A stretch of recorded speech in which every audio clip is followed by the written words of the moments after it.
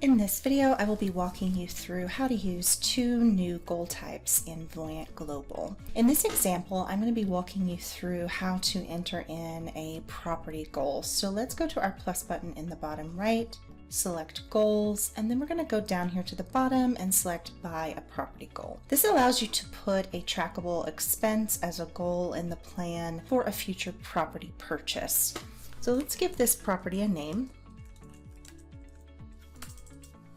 And we'll give it a market value.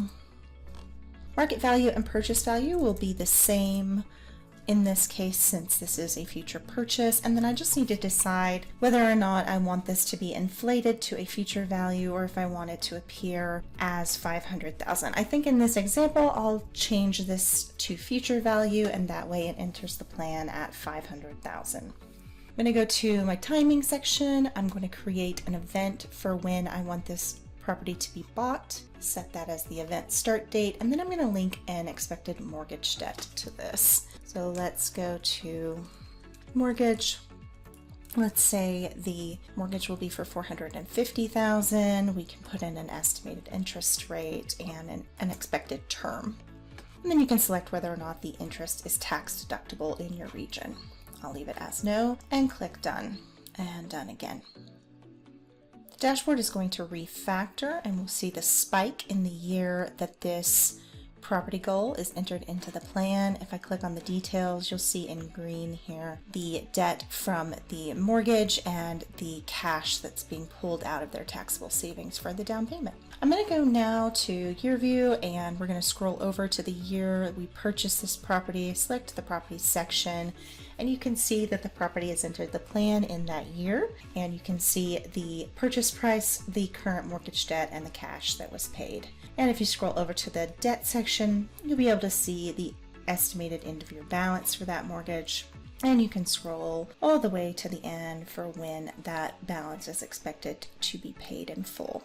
Also, if you go back to your dashboard, you can see the property being entered in on the property section of the dashboard, the mortgage section, and the goals section. You can see as the goal is listed as 100% that the clients do have enough funds in their plan to be able to purchase this property as expected.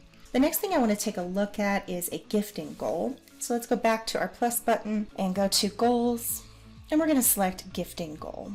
For the recipient type, you can select a person outside the plan or a charity. I'll select a charity in this example, and we'll call this charitable giving.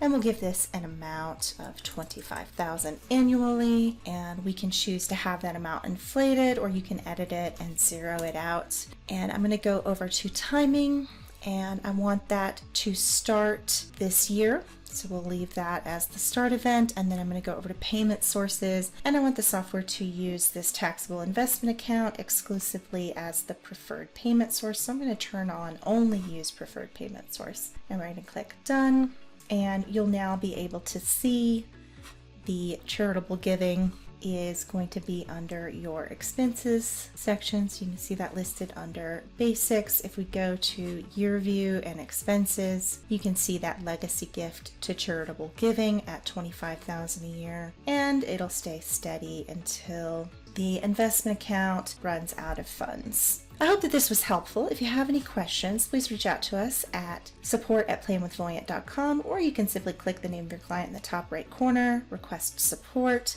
enter your message into the text box, and share client access. Thanks for listening.